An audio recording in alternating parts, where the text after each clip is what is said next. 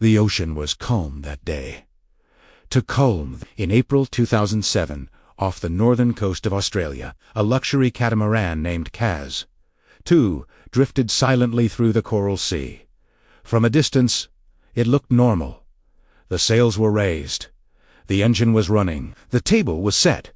A laptop was open. A half-finished meal sat untouched. But no one was aboard. 3 men had vanished without a trace. No distress call.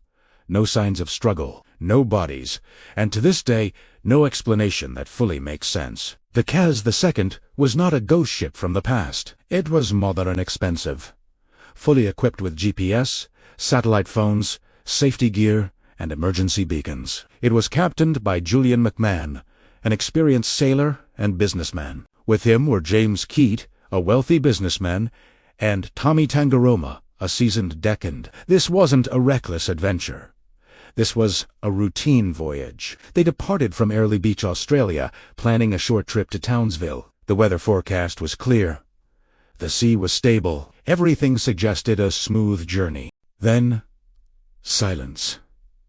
When authorities were alerted days later that the yacht was drifting unmanned, a rescue vessel was dispatched. What they found aboard Kaz II disturbed even veteran investigators. The engine was still running. The sails were hoisted as if actively being navigated. The navigation system was powered on and functioning. Personal belongings, wallets, phones, shoes were all still there. A laptop sat open. The table was laid with food. And most chilling of all, one of the sails was tangled, suggesting someone had climbed onto the deck to fix it. But whoever did never came back. The life raft was missing. That single detail changed everything. If the crew had abandoned ship, why leave it in perfect condition? Why not send a distress signal? Why not activate the emergency beacon? And why abandon a vessel that was clearly seaworthy? Investigators initially proposed the simplest theory: an accident. Perhaps one man fell overboard. The others tried to rescue him. In the chaos, all 3 were lost. But that theory quickly unraveled. Experienced sailors don't all leave a functioning vessel to chase someone in open ocean. One stays aboard. Always. And even if they had entered the water, where were the bodies? No remains were ever found. No debris. No signs of panic. Another theory suggested carbon monoxide poisoning, but tests showed no dangerous gas levels. The ventilation was normal. The engine exhaust system was intact. There was no sign of illness, vomiting, or disorder. Everything pointed away from a sudden medical emergency. Then came the rogue wave theory. A massive, unpredictable wave could have swept the men overboard. But the sea conditions didn't support it. No storms were recorded. The weather was calm enough for casual sailing. And again, 3 men being swept away without damaging the yacht is statistically near impossible. The strangest part of the mystery lies in what was not found. No emergency signal was ever activated. The Kaz II was equipped with an EPIRB, a device designed to automatically trigger when submerged. If the men had fallen into the sea, it should have activated. It didn't, which suggests something even more unsettling. They didn't expect to be in danger. Some investigators believe the tangled sail holds the key. It appears that one man climbed onto the deck to fix it. While doing so, he may have slipped into the water. The others saw it happen and rushed to help. But why would all 3 leave the vessel? Unless something else forced them to. Something sudden. Something unseen. More unsettling theories soon emerged. Piracy was considered, but nothing was stolen. No damage. No violence. Smuggling. No evidence. Foul play. No blood. No struggle. And then came the theories that no official report dares to acknowledge. Stories of electromagnetic disturbances in the Coral Sea.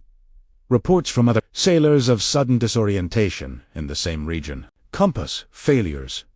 Navigation errors. A sudden, inexplicable loss of awareness, as if something in the environment interfered with human perception. Some believe the men experienced spatial disorientation, a phenomenon where the brain misinterprets balance and direction. In such cases, People can make fatal decisions while believing they are acting logically. Others suggest infrasound exposure, low-frequency sound waves capable of inducing panic, confusion, and hallucinations.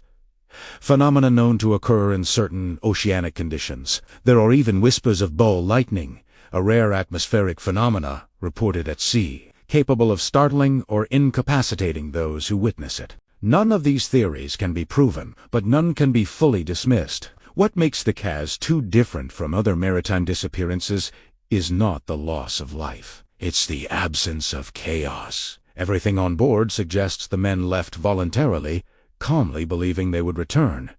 But they never did. The yacht drifted 4 days before being discovered. Alone. Perfectly intact. As if waiting. To this day, the official investigation concluded with no definitive cause.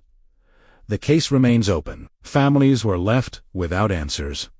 And the ocean kept its secret. Some sailors say that if you pass through the Coral Sea at night, and the wind is right, you'll see a white catamaran drifting silently on the horizon, sails raised, lights on with no one aboard, a reminder that the sea doesn't need storms to kill. Sometimes it just waits. If this story unsettled you, you're not alone. Because the Kaz II wasn't ancient. It wasn't cursed. It wasn't reckless. It was modern, prepared, safe, and yet it swallowed 3 experienced men without leaving a single clue behind, which raises the most terrifying question of all.